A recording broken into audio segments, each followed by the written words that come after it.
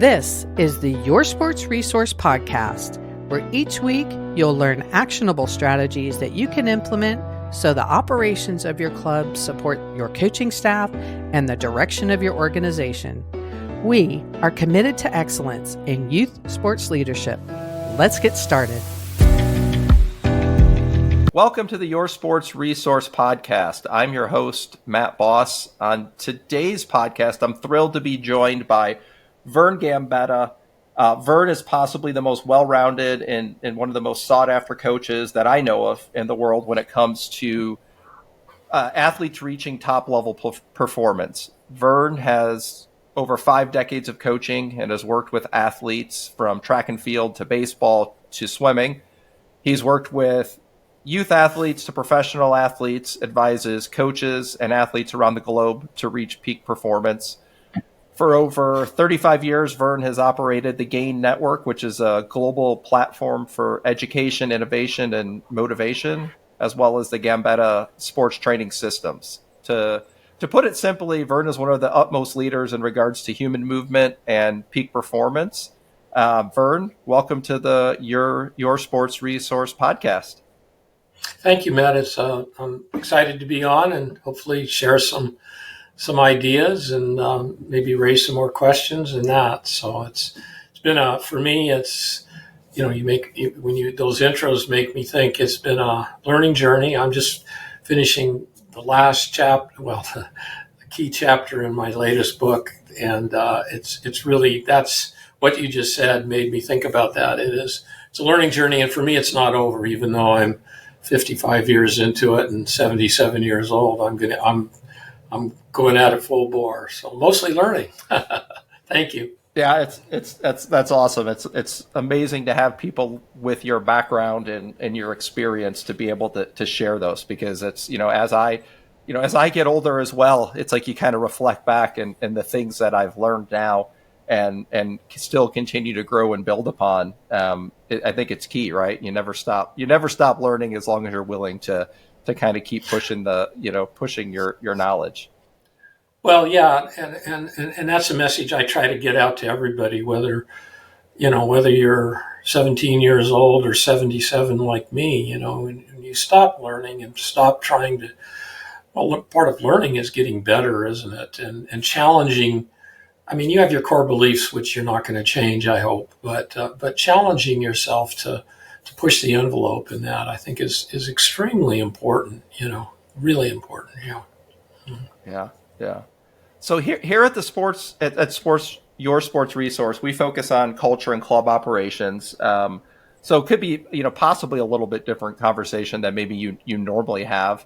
But I don't think it probably is. I think your wealth of experience of working with so many different athletes and coaches around the world will, it's going to lend a huge perspective to the people who listen to this. So to kind of get started, I think you correct me if I'm wrong, but started out as a track and cross country coach.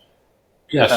Yes. And I believe over the course of your career, you've worked with so many athletes, like I've said, in so many different sports. So how did you ever get involved or pulled into swimming? And then, as far as once you got involved with swimmers, what was the appeal with working with swimmers and coaches? Yeah, well, started coaching in 1969. I was born and raised in Santa Barbara, California. And a friend of my wife's family I got to know, Eric Arneson, ran the pool, Los Baños del Mar, right down near the harbor. And Santa Barbara Aquatics Association was the club. And a guy came to be the coach of the club, a guy named Jack Simon. And Jack is a Hall of Fame swim coach. And that's when it all started. Eric and Jack and I would run a couple of days a week.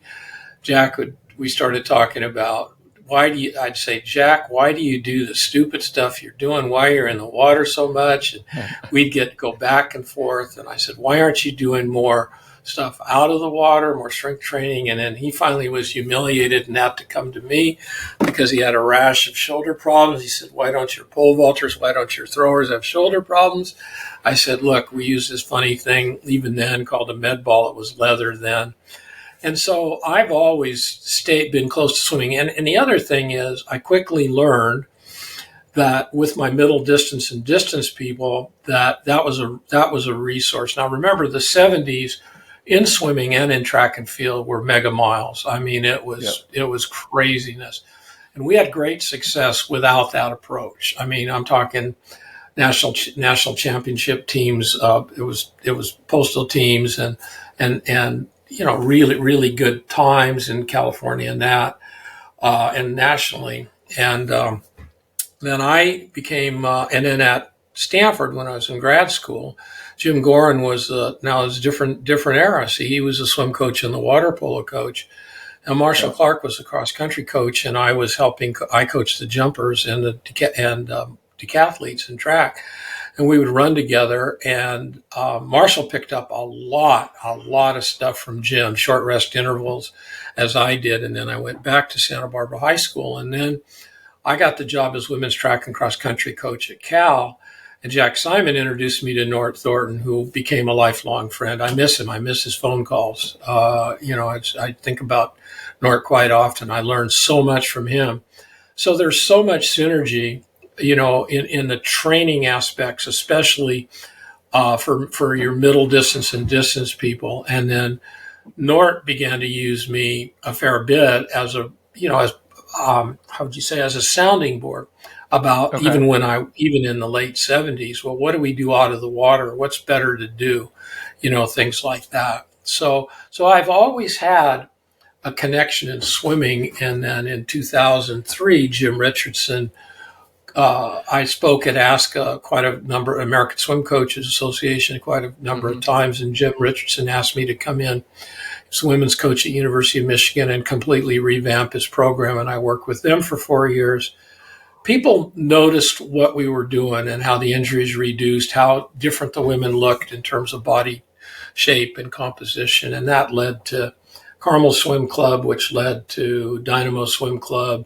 And then you're never an expert in your own town. Finally, in 2012, with the Sarasota Sharks. And so from 2012 until last June, with the Sarasota Sharks, I've been really, pun intended, immersed in swimming. I just last June I knew we knew we were moving. I just didn't feel it was right to and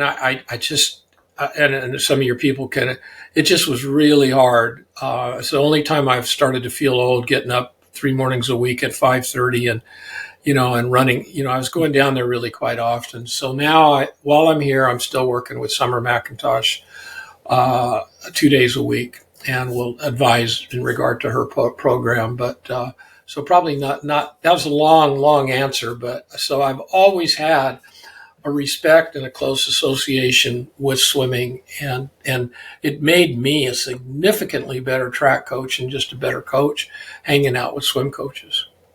Yeah. I wish, like I said, we stay on the operations lane, but man, I wish I could sit here and talk to you more about that, because that training aspect, it's still, that's still a debate with within the swimming world, as far as it's like we've got to do more's better, or it's like any alternate form of training is, I don't want to say it's frowned upon, but it is in some way, in a lot of it's all circles. over the place, isn't it? I mean, with gain swimming, we had 25% of the people that made the last Olympic team, men and women, had used the gain swimming program, which is quite different from a lot of. And there's people that set world records and medals that was diametrically opposed to what we did. So who's to say it's what's right for you and the athletes you're working with, and the operational part, don't minimize that. I mean, I'm spending more time consulting with various sports on organizational development and culture development as I am now on sets and reps and exercises, because that's what ultimately determines the implementation of the program too. So and that's something, like I said, as I've gotten older and grown and been in coaching, that I've realized that culture aspect really drives everything. Right? You can't have top performers without that culture. So, and one of the things that we work with a lot of teams and coaches is on coach training, right? So what is your, do you have a, kind of some thoughts as far as, okay, if you're a head coach of a club program, I think the key is bringing your staff along, right, and educating and Yes. and future. That's potentially the future. If you've got these coaches. So, what are your thoughts as far as with head coaches, what they could be doing to kind of help their assistants or younger coaches and kind of help with their long-term development? I don't want this to sound like a sales presentation but that's what a lot of gain swimming is about. And Chris Webb runs that with my help now. But exactly that, I'll use Carmel Swim Club as an example. They brought me in 2007, and 3 visits of 4 days each that year, and then subsequently 2 visits a year for the next 3 or 4 years. And now it's less formal. And Chris Webb is very, he was one of the coaches that brought me in. It was with the whole staff. Okay, you guys, and immediately it comes up. Okay, here's the dryland program. Right, where do we fit it? How do we put it? Where do we put it on the balcony? We don't need a weight room. What do we do? No, it's my advice for the head coaches that are listening, or the club administrators that are listening, is try to set up situations where you have continuous professional development for your whole staff. That's what we did with Mason Manta Rays. I could mention a lot of teams, and that's where it works. That's where it works, because you've got to. Dryland training is not in isolation. Water training is not in isolation. You have to schedule. You have to. It's a people sport. Is about people. It's about communicating and learning.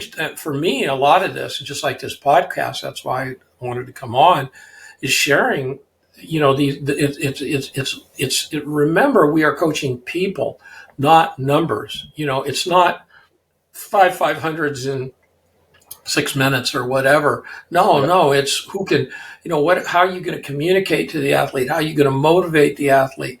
What do you do if they can't finish the set? Those are all things that nobody talks about. And it's good coaching.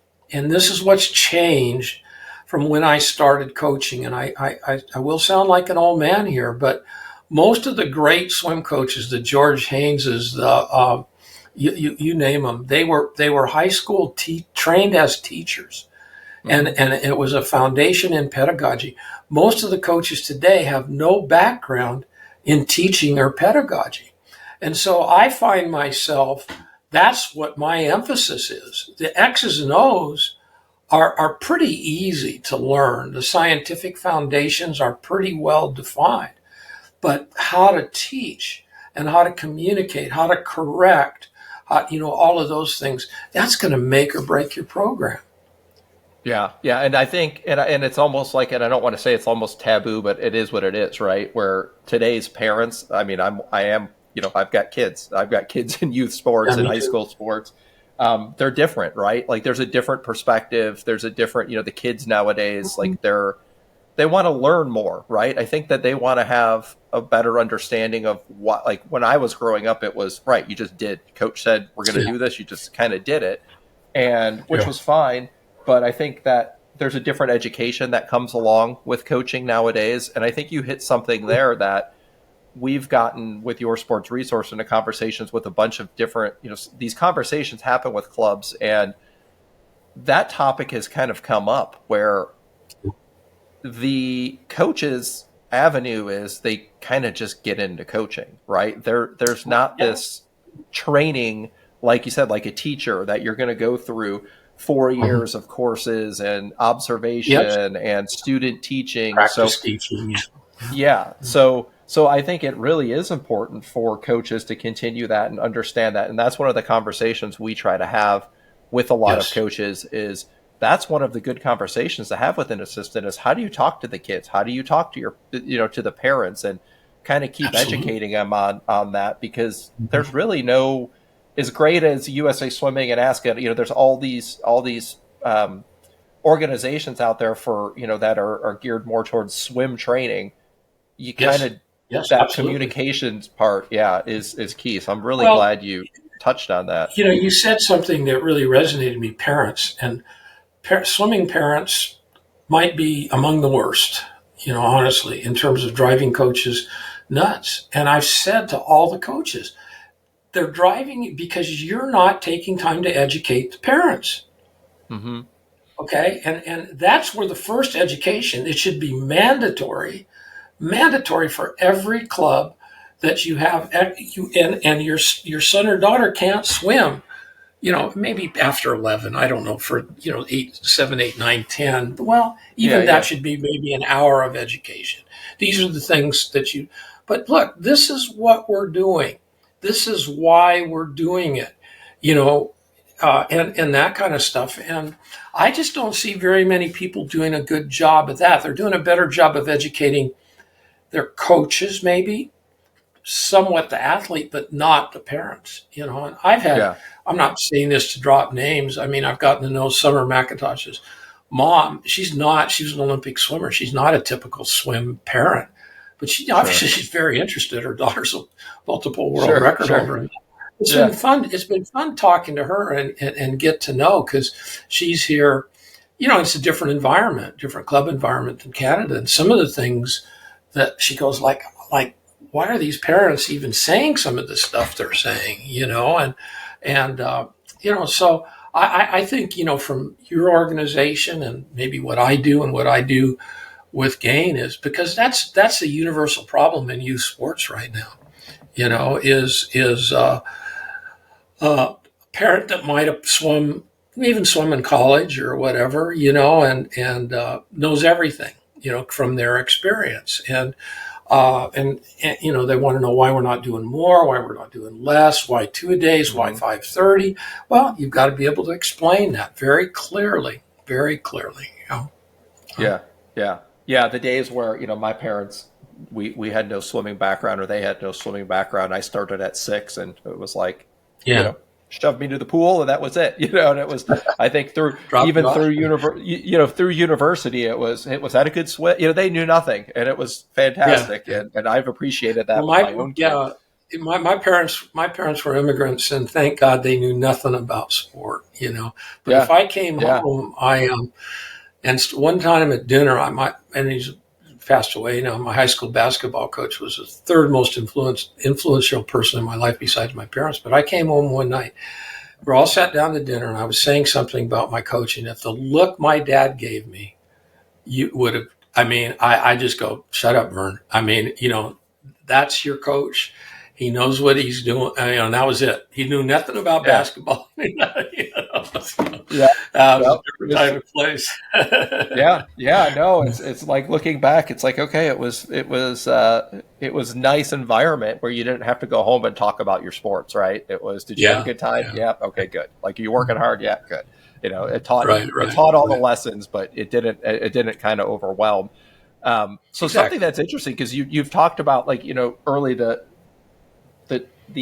kind of crossover with different coaches and different sports, and how that made you a better coach. And noticing that, and you made the kind of comment about Summer McIntosh, as far as like, this is different than Canada. And one of the things is, you've worked with organizations and athletes and teams all over the world. Are there things culturally that, from whether it's swimming or other sports, that you have seen overseas, that that you're like, okay, that's quite a bit of difference from what happens in Mhm. the United States, whether it's good or bad? Well, let's for a minute. Let's stick with swimming. I work with Singapore Swimming, uh, and no, the parents, the parents there, the kids are driven both academically and swimming wise, because they want them to. It's maybe more intense than a lot of situations you see here. Indirectly with swimming in Australia, I don't. Their structure is different. The kids learn to swim in swim schools, which are Hmm. non-competitive. Their squads, once they achieve really a junior international level, are much smaller than ours. That's a Yep. big difference. In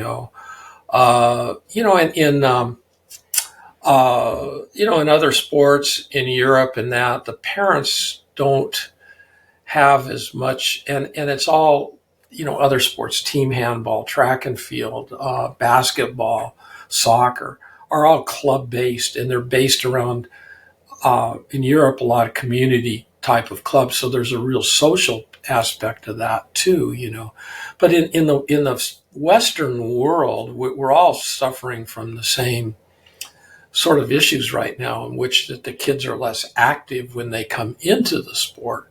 So they're not as ready. And that's where I'd like to also educate the parents to say, look, kick them outside, let's get them playing, get them physically literate, and that's probably one of the biggest things, we're seeing in the more developed countries versus the less developed countries, So, although I'll say, we talked about New Zealand, I will say that us having spent one of my best friends that is Canadian that lives down there now, I spent time with him 4 years ago in that, and I was brought down there for 3 weeks by Athletics New Zealand, and I will say that my impression was that the kids are more active there, and that. So those are some of the differences and I'm biased because I look for that too, Yeah. I mean, each I think each country, I'm a student of history too. I mean, each country has a bit of a national identity and that kind of stuff. I mean, I'm working with an Australian woman,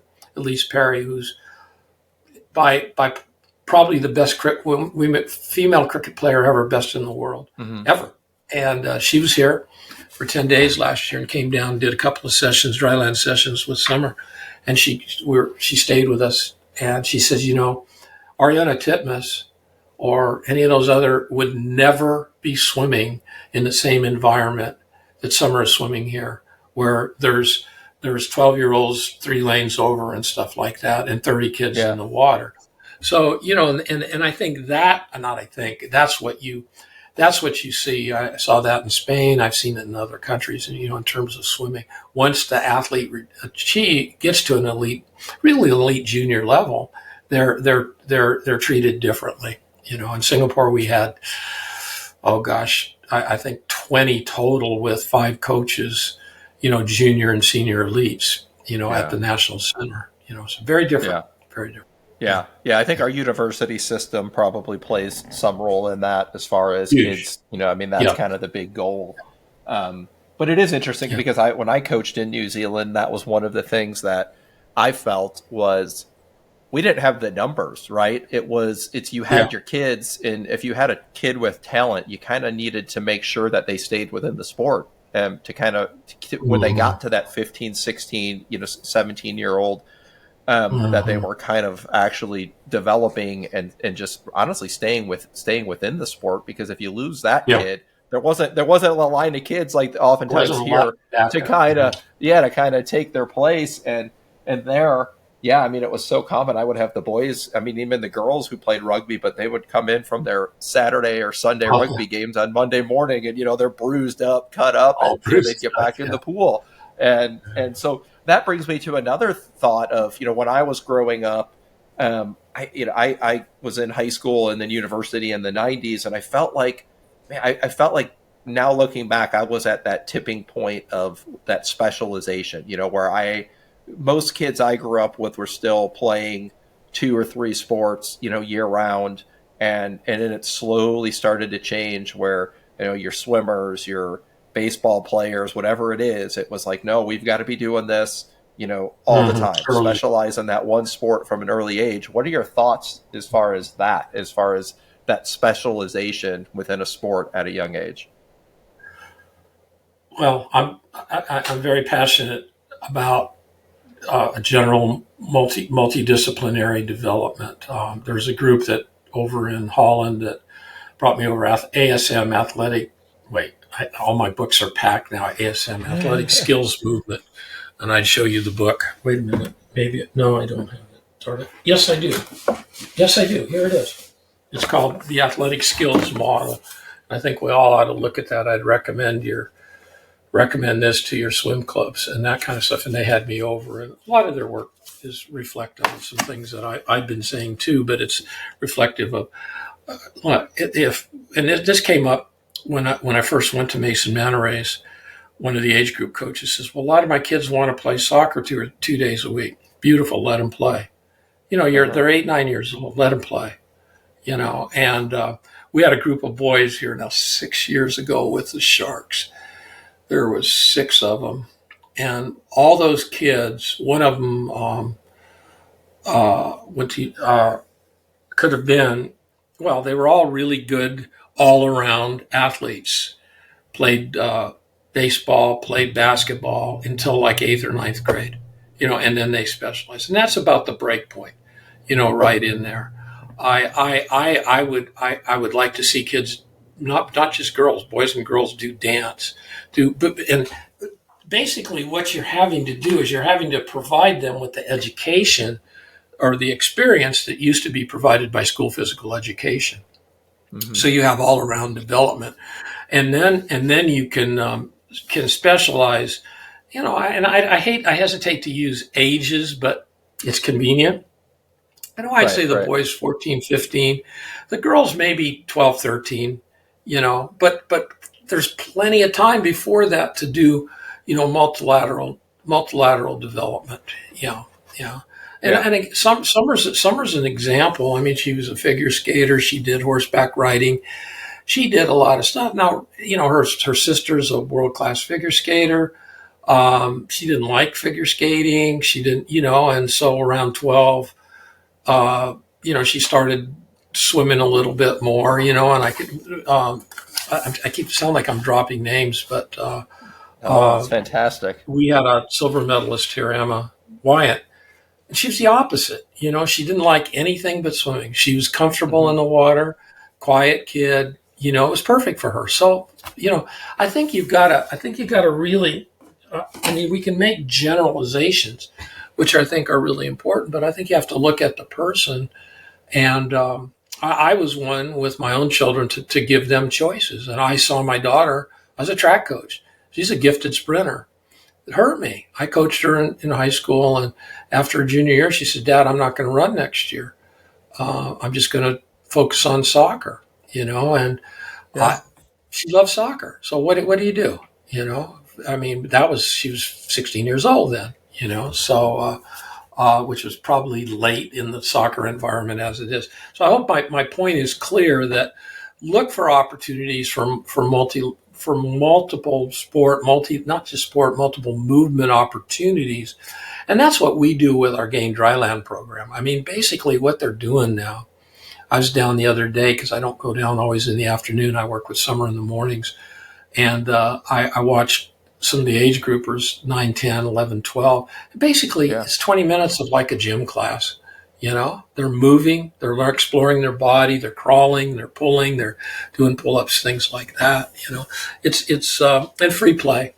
But that's, again, there's societal reasons now why we don't have free play. Who's going to take a 9-year-old kid and take him to a park and say, "See you later, Johnny"? You may never see him again. I mean, our society, it's just, it's different. So we have to account for those differences. And, that's the reality of the world we live in. Yeah. So you said you're writing a new book, or you have a new book coming out? Yeah. What is that going to be about? Well, I'm looking for the title of it here. So, the cover, I've written 8 books, but the one that most people are aware of is Athletic Development book. And this one's going to just call I guess in a sense it's my legacy. It's called The Complete Athlete, a guide for physical preparation for coaches and teachers. So it's reflective of, it's beyond the other book, more in depth in certain areas, and better connections between I'm just trying to find the table of contents here to share a few things with you. So, like, for example, there's part 1 is going to be the art of coaching, part 2, the science of coaching, part 3, the application, and part 4, looking ahead, coaching the future, what we have to do. And it's been a fun process. It's hard. I thought we were going to have it done a year ago, and hopefully it'll be done by May of this year. I got hung up on one chapter. It was terrible, and I let it sit. My colleague in Switzerland is helping me with it. And I said to me the other day, I said, "I'm embarrassed that I sent you that chapter." So I'm totally rework. And it happens to be on strength, which is, and sharing a lot of lessons that I learned along the way. That's the purpose of it. So, and putting the science in perspective along with the experience, And the overall theme is we're coaching people, not numbers, So, yeah, it's been an interesting process. I think people will enjoy the book, hopefully. So, put in a plug for it. It'll be available on, I don't know where we're not selling it on Amazon, but we will I'll send you where we're selling it. So awesome. Perfect. Yeah, we'd love to share that. My site, the Game Network site and the Hammer Media site. Sorry. Okay. Enough commercial announcements. So. Nope. That's fantastic. No, I think this is great resources for people. Personal question here for me, because I want to know, how did you get into professional baseball? Like how did you go from a track and you're swimming? And I know you work for the White Sox. I'm a Cubs fan. I actually grew up in the south suburbs of Chicago, but my mom was always a Cubs fan. So that's how I got, in, because the games were on. They were all day games when I was a kid, and my mom, I'd come home from school and she'd always have the Cubs game on. So it was my best friend growing up was a baseball player, and they used to play over the line at Harding School. Eddie Matthews, who's a Hall of Fame third baseman from the Milwaukee Braves, went to that school. And John O'Malley was my friend's name. And I just did not like baseball. It was boring, and I was afraid of the ball. It just scared the hell out of me. So I'd go over there and shoot baskets for the hour, and they'd be playing over the line. And I never and I went to Fresno State, which had a great baseball program. I was friends with some of the guys on the team. Used to really enjoy going to the games. It was quite a happening there, the way it was set up. And I played football in college and then did track after. But so I go along, and I got to know this guy. He was with the 49ers. He was with the high school there in the Bay Area, and he got a job doing the conditioning for the Bulls and the White Sox. And so he asked me to move back to Chicago with him. I left a teaching job. We went big move to the Midwest. And after 2 years, the White Sox saw me doing all the work, and they were paying him a fair bit of money. And they offered me a position as they didn't know what. So I director of conditioning. And I saw it as, because I'd seen for 2 years what could and couldn't be done. I got to know the people, had a good rapport. And that's how I ended up in it. And I did it for 9 years. But I say this in my book. My whole goal there was, you run, jump, and throw, right? And we had great success with our pitchers. I know you're better success at that time than the Cubs did. Yep, you were in elementary school then, probably, or not even born then. But Cy Young Award winner and Jack McDowell, and a lot of all-star pitchers, and kept them healthy and developed pitchers. And my goal was to develop a program that transcended baseball. So, it was we tested, it was a generic, it was for baseball, right? But immediately the day after I resigned my job with the White Sox, it was leap year, 1996. I went to work, was the first conditioning coach in the MLS and Major League Soccer. People say, what'd you do? Well, I did a lot of the same stuff I did with the White Sox, because we're training athletes, not baseball players. We're training athletes, not soccer players. So it was a fortuitous moment. I was teaching and coaching high school, back teaching and coaching high school in Orange County. I could have been happy staying there the rest of my life. I had some international class athletes that I was also coaching, and but it's like in the movie Jerry Maguire. The money, and was just too good to pass up. And it enabled us to do some things we wouldn't have been able to do had I stayed a high school teacher. So I don't know if that all makes sense, but it was an interesting experience. Fantastic. But I think what it brings you back to is. Oh, go ahead. Go ahead. No, go ahead. I got to work with great people. My former boss is 81 now. We're going over to his house for dinner Saturday night. I've kept in touch with him. A lot of the players, they're now in their 50s, mid 50s, and it's just been really neat to see that. Can you send me that program you used? I got it. My son's 15 years old. I got to use it. That's great. But that, again, I think what I was going to bring that back to is it shows you that able to do from a training standpoint, whether it's a soccer player, a professional baseball player, a track athlete, a swimmer, that the training, that you're doing is similar, but what I think it comes back to is, like you said, you're coaching people, right? And I'm assuming that a lot of this comes back to what's that relationship like? How are you communicating with those athletes? That's probably the key, right? Well, look here. This is Elise Perry's training program. I don't know if you can read it. What's it say? First an athlete, then a cricket player. First an athlete, right, then a cricket player. And her career has been revived. They gave up on her 2 years ago. And she's back, historically but the interesting thing is she also played in the World Cup in soccer. So, but as time went on, you get away, you get away from that. And that's what we did with the White Sox. We had some great athletes, and you're not an athlete, you're not a baseball player, you're an athlete first, and that's what's happened today with the game. They're too concerned about load management and all this kind of stuff. And they're not training to prepare for the game, in my opinion. And that's why you see the injuries you have. So anyway, we don't need to get into that. So. No, that's interesting though. So before we wrap up, is there anything else that you feel would be pertinent to share with anybody as far as, your experience or, just what you've witnessed as far as, running teams, working with athletes? Yeah. Well, all you folks that are associated with teams, whether you're an administrator, whether a coach, you have a tremendous responsibility and opportunity because you're shaping young people. And for every club isn't going to have a Summer McIntosh or a Kate Ledecky or somebody like that, and I think that the focus needs to be on giving them, the kids and the coaches, the best experience that you can have, and it's to me, all the other, the medals, the winning, all of that is an outcome of a process of constantly looking for self-improvement and learning, day by day.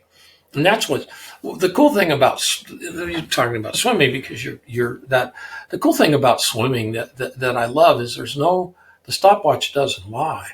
If you're grabbing the lane line always on your backstroke sets, and you're a backstroke swimmer, it's going to show up, and I'm not afraid to tell that to an 11, 12-year-old. So learn how to in a good way, learn how to hold yourself accountable, how to goal set.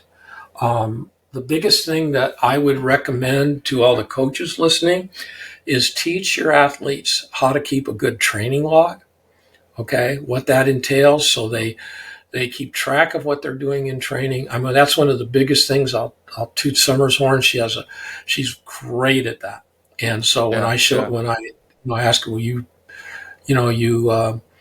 write that down? Elise is the same way. Every great athlete that I've worked with, the training log is crucial. Whether they aspire to be an Olympian or whether they aspire to just make the high school state finals. It doesn't matter because it's part of a process and they learn themselves. And that's what we want to do. We want the athletes we work with to learn themselves. It's an opportunity to learn. Yeah. That's the biggest thing. I'm just adamant, passionate about that. Yeah. It's very important. Yeah. Thank you. We're all so much better in whether it's like athletes, coaches, for people like you who are passionate and, sharing your experience and, you've got a wealth of it. And, we're super appreciative of you coming on here and sharing with our audience. This was fantastic, and keep up that work, right? It's awesome. We're going to keep it. We'll try to. I'll have a little different relationship with the sport of swimming, probably out in California. Help me. Olympic coach last time. What's his name? Why do I have so much trouble? Anyway, he's helping coach at Cal. He says, we need to get you over here. We need to get you over here. Yeah, I'll come and visit, but I'm not going to get immersed in it again. First of all, I'm doing some consulting overseas and that, but So there's two great swimming programs. One of them, I went to grad school at Stanford, so I, there, and I coached at Cal. So, and the legacy of Nort Thornton, I'll go over there just to honor Nort's legacy. But anyway, so looking forward to it. Well, thank you for having me on. Awesome. It's really a neat opportunity, and if anybody wants to contact me, you can give them put my email up, and it's going to be a little crazy answering in the next 3 weeks. I think finally the moving date is last 3 or 4 days in February, first 3 or 4 days in March. So that's been an interesting experience. I thought we were going to be out there 3 months ago. So anyway, Well, best of luck with the move. Thank you. I'm sure you'll find yourself, getting immersed in something new, as you move out there. That's fantastic. So, right. Thank you. Well, thank you. Thank you for being on. Thank you for the listeners. Please subscribe, rate, review this podcast so we can reach a bigger audience, such as people like yourself. And don't forget to visit our website, yoursportsresource.com, where you can find articles and tools and a bunch more information that that will hopefully help you and your organization. Everybody be well. Thank you.